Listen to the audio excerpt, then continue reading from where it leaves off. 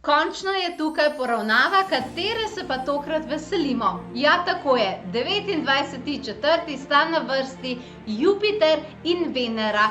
Tokrat poravnava, ki bo definitivno drugačna, kot je bila tista v začetku aprila, ko sta se poravnala Mars in Saturn in malce prinesla nekatere zagate. Jaz pa zdaj računam na ta dva planeta, da bosta prinesla ravno obratno. Da bosta prinesla nove priložnosti, zmago, uspeh, kajti ta dva planeta skupaj prinašata to in še koš ljubezni za povrhu. In jaz se tega resnično veselim. Ampak dobila sem pa navodilo od eteričnih sfera, da če hočemo od teh dveh planetov izčrpati maksimalno pozitivno manifestacijo, potem je treba sodelovati tudi z dimenzijami časa.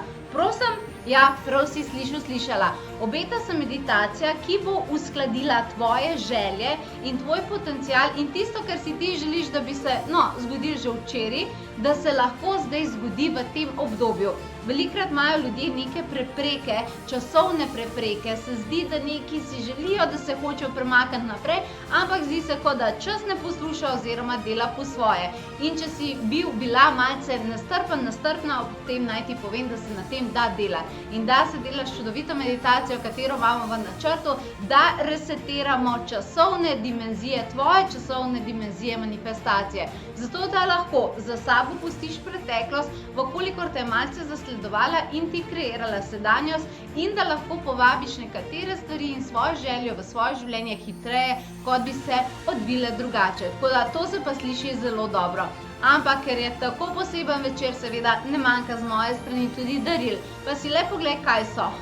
Jaz vem za nek darilni bon v vrednosti 50 evrov, pa še nekaj je. Dovolj si, da raziščeš, kaj to vse je in kakšna meditacija nas čaka. Malce bolj posebna in alkimistična, zato naklikaj povezavo, katero sem ti dala in se te veselim na tej poravnavi. Jupiter in Venera pa tudi.